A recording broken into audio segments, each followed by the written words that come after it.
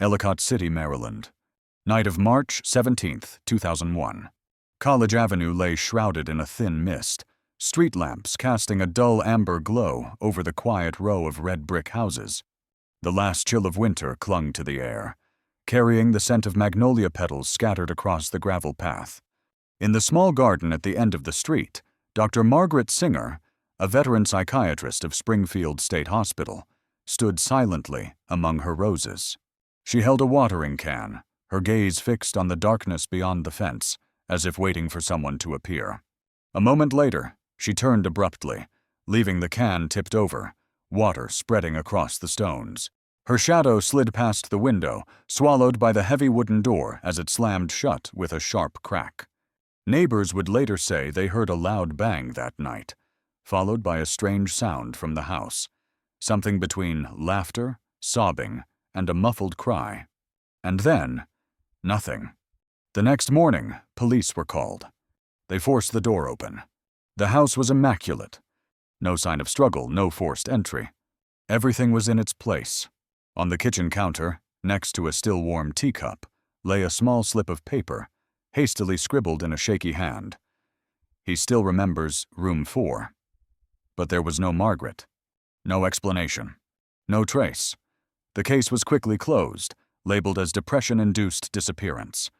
But the whispers never stopped. 23 years later, on a cold March morning, David Singer returned to the old house, clutching the probate key. He stood before the weathered door, the chill of metal biting into his palm. Beyond the fence, the fog seemed to coil, as though hiding a pair of eyes watching him. And the secrets his mother once buried began to rise. Ellicott City, Maryland. March 19, 2024. The house looked smaller than David remembered. Or maybe he'd just grown too big for it, too heavy with the years he'd spent trying to forget it. He stood at the foot of the worn porch, the probate key cold in his palm, as the March wind carried the scent of rain, damp earth, and fallen magnolia petals. College Avenue was just as quiet as it used to be. The same rows of red brick homes, ivy creeping up the corners. The same crooked mailbox at the end of the block. The same cracked pavement, patched but never fixed. And at the very end, the house, his mother's house, waiting. David climbed the steps, each one groaning softly under his weight. He slid the key into the tarnished brass lock, turning it slowly. The click sounded sharp in the silence, like a knife cutting through the air. Inside, the house was exactly as it had always been. Warm, still, heavy with the smell of dust and old wood. The polished oak floor was covered in thin plastic runners. A straw sun hat still hung from the coat rack. His mother's medical school portrait watched him from the wall, her eyes as sharp and unyielding as ever. He set his bag down by the door and stood there, taking it all in, feeling like an intruder inside his own memories. He'd told himself he'd start downstairs, sort through her books, call the estate company, handle her files. That was why he'd come here. But his eyes kept drifting upward, to the attic door. It was just a small hatch at the end of the upstairs hall. As a boy, he'd never dared open it. Even now, he didn't know why. His mother always kept it locked. But now, it stood slightly ajar. The sight of it tugged at him, like a half-forgotten song you can't stop humming. David climbed the stairs, his hand gliding along the chipped railing. The same one he'd gripped as a boy, whenever his mother's voice rose behind him. The attic door creaked open, spilling dry, cold air that smelled faintly of insulation. A bare bulb flickered, then steadied, casting pale light over stacks of boxes. Their yellowed labels read, Taxes, Christmas, Patient Records. And then, tucked behind an old steamer trunk, he saw it. A metal box. It was heavy, about the size of a microwave, with a small combination lock. There was no label, just a faded post-it note stuck to the lid in his mother's familiar handwriting. If you open this, be careful what you remember. David stared at the words for a long time before sinking down to the floor. His knees ached against the wood as he began turning the dial, trying every familiar number. Her birthday, their anniversary, her license number. Nothing worked. Frustrated, he stood and bumped the steamer trunk. It toppled, spilling papers everywhere. Old news clippings, medical forms, photographs. One Polaroid slid to his feet, face down. He picked it up, turned it over. A boy, 8, maybe 9, sat in a padded chair wearing a paper hospital gown. His head was turned slightly, but the curve of his neck, the shape of his ear, it made David's stomach clench. On the back, thick black marker read, Room 4, Session 3, David S. The breath caught in his throat. His skin prickled cold. He turned back to the metal box. Slowly, he spun the dial. 404. The latch popped open. Inside were neat rows of cassette tapes labeled only with patient initials. A thick folder stamped, Springfield State Hospital, Confidential. A stack of Polaroids. And at the bottom, a black leather-bound notebook, edges frayed. He opened it. On the first page, his mother's handwriting read, Patient 004, David S., shows resurfaced memory during induced recall. I fear what this confirms. They never transferred those children. They hid them. His pulse thundered in his ears. A creak on the attic stairs froze him. David held his breath, listening. Nothing, just the house settling. But as he closed the box, clutching the notebook to his chest and making his way back down the stairs, he already knew. This wasn't just his mother's house anymore. It was a crime scene, and he was standing in the middle of it. That night, David couldn't sleep. He sat alone in his mother's old study, a small room off the staircase with dark wooden walls, a scratched-up desk, and a desk lamp that buzzed faintly every time the wind slipped through the cracks. On the desk, the metal box lay open, its contents, rows of cassette tapes, lined up like silent witnesses. David picked one at random, reading the label. Session 6, Naomi T. In the corner of the desk sat his mother's old cassette player, the one he remembered her using to record case notes, grocery lists, and lectures. His fingers trembled as he pressed play. A faint hiss, then his mother's voice, steady, clinical, calm as ever. Session 6 with Naomi T., age 9. Patient continues to experience recurring nightmares centered on room 4. She describes a tall man appearing in her dreams, speaking in rhyme, wearing a white coat. Silence. Then a small girl's voice, so soft it seemed to slip through his bones. He said, I had to stay quiet. If I talked, he'd take my eyes. David froze. His hand hovered over the machine, but the tape kept turning, the faint shuffle of papers as though Margaret was jotting notes. Naomi? Who is he? He's in the mirror. He watches from the mirror. David slammed the stop button. The air felt thick, the room heavier, the faint smell of old wood cloying in his throat. He pressed his palms over his face, breathing deep. This wasn't just therapy. This was something else, something that had consumed his mother. And maybe him. He turned back to the metal box, pulling out the thick folder stamped Springfield State Hospital, Confidential.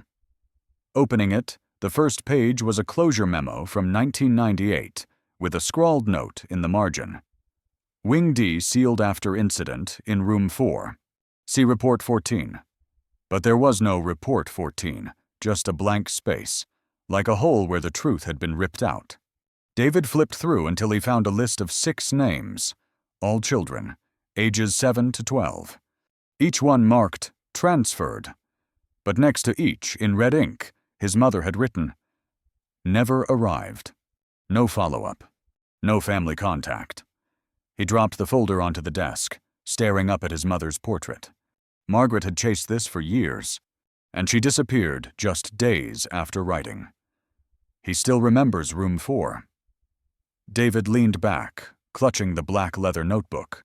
Near the back, a line written in a shaky, hurried hand. I saw him on Main Street.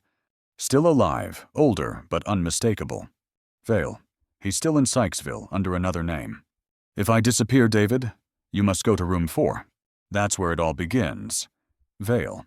David shot upright, opened his laptop, and typed, Springfield State Hospital, room 4, Harold Vale. The results were few and old, a handful of articles about Springfield shutting down in 1998, citing budget cuts. Notes that the foundations of Wing D were left intact during demolition to avoid damage to nearby homes. Nothing about Room 4, nothing about Vale, except for one obituary. Harold Vale, age 67, died 2002 of heart failure. David stared at the screen. His pulse raced. His mother had seen him in 2001. She vanished that same year. And yet he was supposedly dead months later. He shut the laptop. The house had grown colder.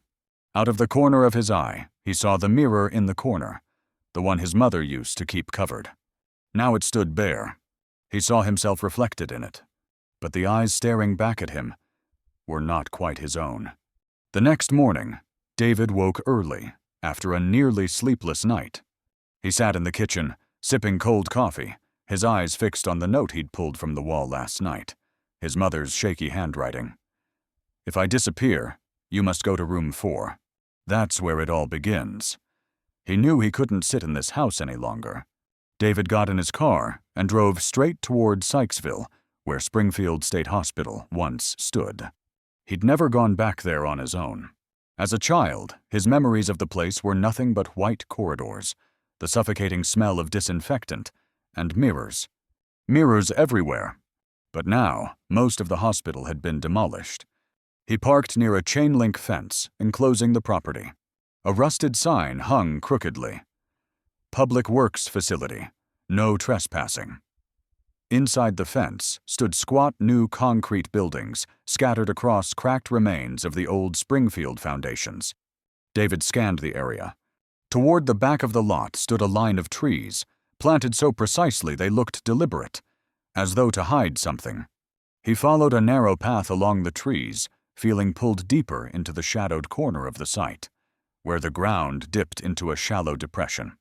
There, a raised patch of earth caught his eye. Sparse, brittle grass grew over it. He knelt, brushing away leaves, scraping at the dry dirt. The sound that came back was wrong. Hollow. His heart sped up. David crouched, sweeping away more dirt until his fingers found a cracked slab of concrete beneath. The edges rose slightly above the ground, just enough to feel deliberate.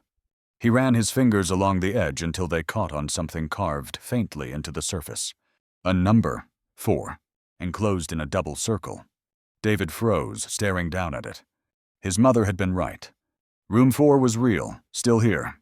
He sat there for what felt like forever, his fingers tracing the carved number, trying to steady himself. But then his gaze drifted to the side, and he saw something else. A broken shard of mirror, half buried in the dirt. He picked it up. The jagged glass reflected his face, warped and splintered. He turned it over, and on the back, scrawled in something dark and crusted, rust, or maybe dried blood, were the words, "I still see you." David dropped the mirror and stood, his back cold with sweat. The air here had shifted, heavy and thick, as though a pair of unseen eyes were watching him. He turned quickly and walked back toward the lot, but as he glanced over his shoulder, he could have sworn, just for a second, he saw a figure standing at the edge of the trees, white coat, motionless. He broke into a run, heart hammering, hands shaking as he jammed the key into his car's ignition. On the drive back, his thoughts raced. Room 4 was still there, buried beneath that concrete. And the thing, the man that haunted his mother, might still be watching. That evening, David didn't go straight back to the house in Ellicott City. Instead, he drove to the Howard County Public Archives, a low aging building on the outskirts of town, where reels of microfilm and dusty property records were still kept. Inside, the air smelled of glue and paper, and the fluorescent lights buzzed overhead. The night clerk, an older woman named Deborah, eyed him warily at first, until he told her he was researching the history of Springfield State Hospital for a documentary. She finally nodded and showed him to the reading room. David slipped on a pair of gloves and sat alone in the chilled, humming space. The microfilm machine whirred as he scrolled slowly through faded newspaper pages, maintenance logs, and city memos. The deeper he went, the less sense it made. A newspaper from 1987, Wingdy incident leads to partial hospital shutdown. Multiple patients and staff injured. Cause undisclosed. Another from 1989. Springfield Hospital closes permanently amid budget cuts. Patients transferred to other facilities. But there was no mention of where those patients went. No follow-up. David jotted everything down in his notebook, his handwriting growing more frantic. 1987.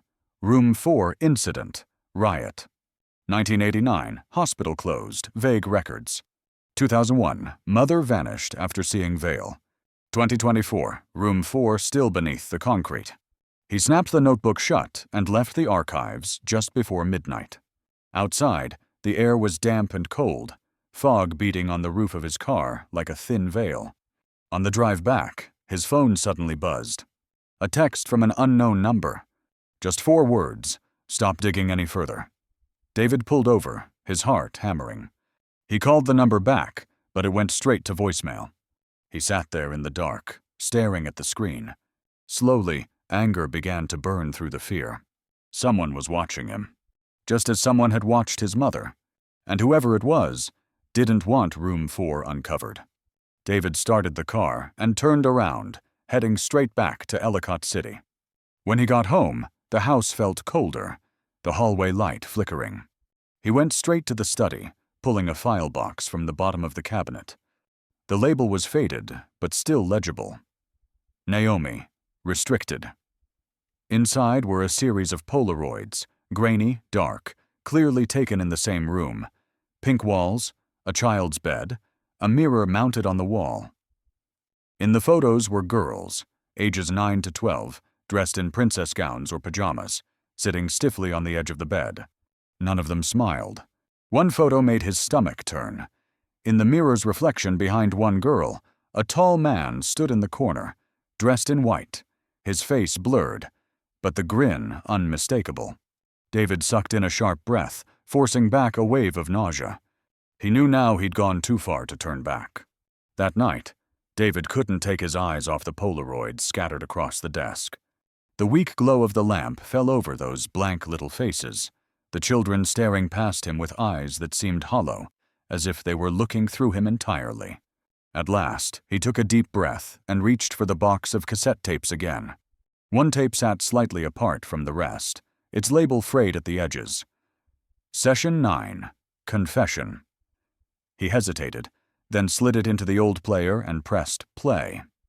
A few seconds of static, then his mother's voice, not the calm, clinical tone of a doctor, but shaky, agitated, her words edged with fury. Vale, I know you're listening. You can't erase everything. You can't erase them from me. Silence. The faint shuffle of footsteps. Then another voice, deep, low, chillingly calm, each word deliberate. Room 4 was necessary. They were broken anyway. Immediately, his mother's voice rose, sharp with rage. You took my son. You ruined him. The tape abruptly cut off with a loud crash, like something heavy falling, and then nothing but static.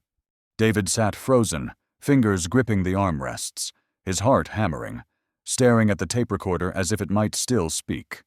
He rewound and played the last part again. That voice, Vale. He'd admitted it. Room 4, the children. Him. The phone on the desk buzzed, snapping him out of his daze. A new message from an unknown number. We're still watching. David felt his blood turn cold. He spun toward the mirror on the wall. For just a moment, he thought he saw a figure standing behind him. Tall, in white, face swallowed in shadow. He lunged forward, yanking the old cloth and throwing it over the mirror, covering it. The room felt smaller now, suffocating. He no longer doubted. His mother had uncovered part of the truth. And Vale wasn't the only one behind Room 4. He had to keep going. Had to find the other one. The one his mother had once named in her notebook as the Quiet Man. The next morning, David drove straight to Sykesville.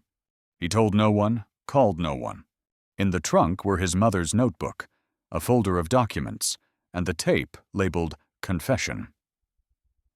The road to Vale's house twisted through a silent suburban stretch. The house sat at the very end, behind a sagging iron gate. A weathered wooden sign hung askew at the entrance, its faded lettering barely visible. H. Vale, M.D., Psychotherapy. David parked a short distance away and walked slowly over the damp grass. The air was heavy, thick with the smell of wet earth. The porch steps groaned under his feet, slick with moss. The door opened after 3 firm knocks. Vale stood there, tall and gaunt, white hair combed neatly back, his gray eyes sharp despite his age. He simply watched David, unblinking. Inside, the air was stale and cool, the faint scent of old paper and something metallic lingering.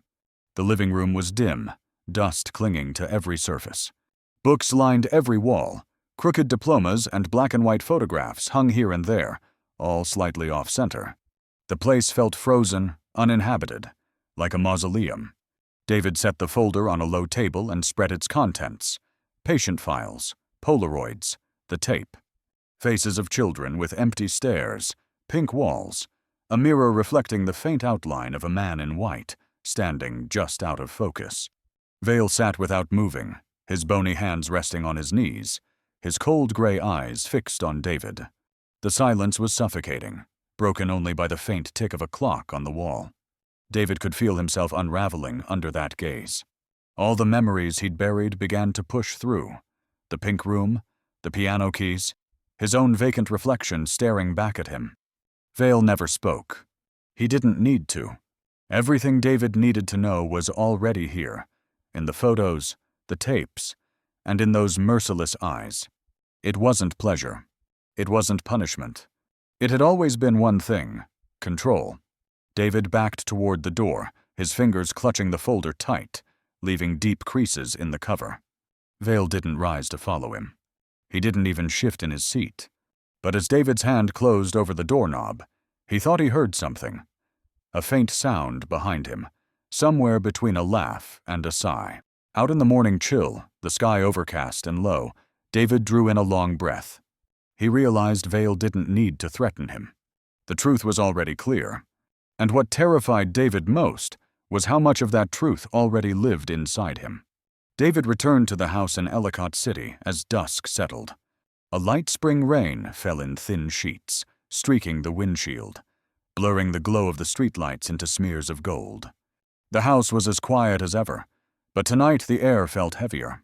The photographs on the walls seemed unfamiliar now, and his mother's gaze in the portrait above the desk bore down on him, carrying a sadness he couldn't name. He pulled the box of tapes from the corner and laid them out on the desk. Names and numbers lined up under the dim desk lamp.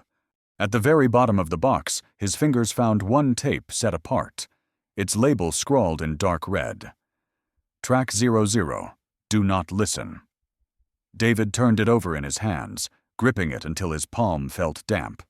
He knew she hadn't written that warning lightly.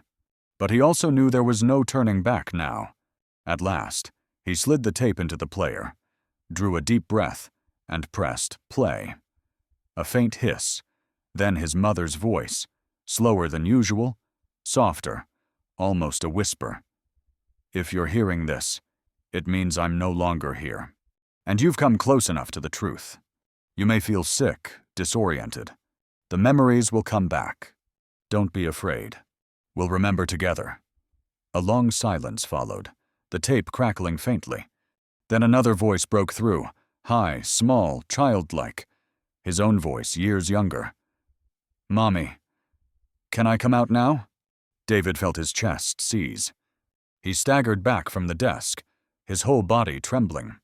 The tape kept playing, the words dissolving into a strange, stuttering melody.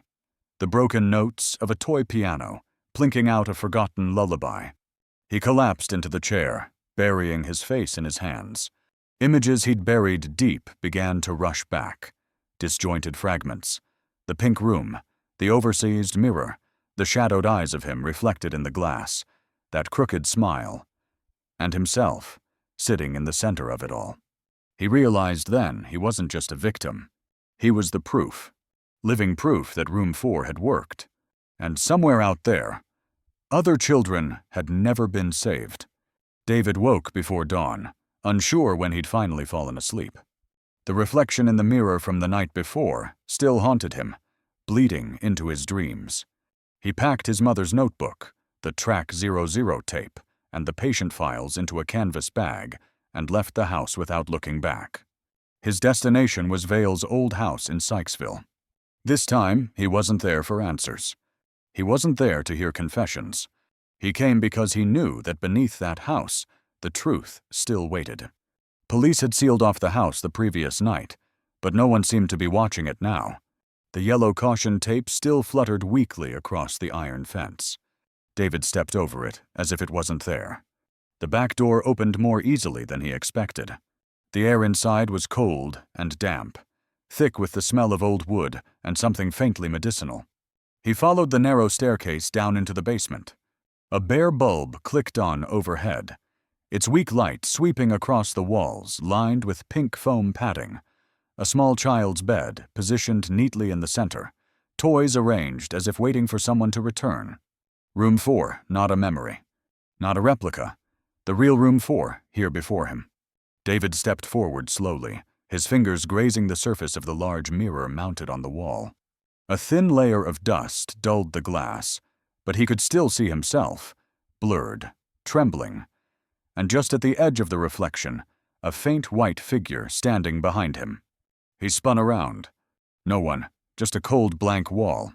In the corner, a small filing cabinet sat locked. David pulled a paperclip from his pocket and forced it open. Inside were folders stacked neatly, rows of videotapes labeled only by numbers. He pulled one thin folder out, and froze when he read the name stamped on the cover. G. Singer, subject 04. The pages inside detailed every stage of his conditioning, notes on mirror response, memory induction, and a final remark scrawled at the bottom. Subject 04 exhibits perfect compliance. Recommend long-term observation. High potential for next-generation trials. David shut the file, leaning back against the cold wall, his breath coming fast. This room had never just been a place. It was a scar, buried under concrete, under memory, waiting for the day it was uncovered. He glanced around one last time. The fluorescent light buzzed faintly overhead. The room was still clean, orderly, ready, as if Vale had never really left. David emerged from the basement as the sky above began to brighten. Morning fog clung low to the ground, the pale sunlight filtering weakly through the trees, but it didn't warm him. He didn't look back. He didn't need to. That room, with its files, its tapes, its fractured memories, was part of him now. Back in Ellicott City, he sat in his mother's study, the room where it all began. Laid out on the desk were all the pieces: the Subject 04 file, the Track 00 tape, Margaret Singer's final notebook. And at the center of it all, him. He turned on his mother's old tape recorder. For the first time, he didn't press play. He pressed record. "My name is David Singer." He paused, took a breath, his voice unsteady. "I am Subject 04 of Room 4. I am living proof that it worked. And I remember." He didn't say more. He just let the tape run. The soft patter of rain on the window, the wind whispering through the cracks, the sound of his own breath filling the silence.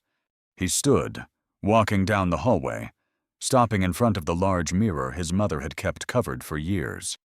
Now he pulled the cloth away. Looking back at him was himself, hollow-eyed, pale, but steady. No white figure lurking at the edge. No distorted smile. Just him. He lifted his hand, pressing his fingers lightly to the cold glass. Then he turned away, leaving the hallway behind, letting the tape keep spinning in the recorder. From far off, in the quiet of the study, a faint laugh rose, too soft to tell if it was his mother's, or Room 4's. The mirror remained, reflecting an empty room, dawn light spilling weakly across the wooden floor.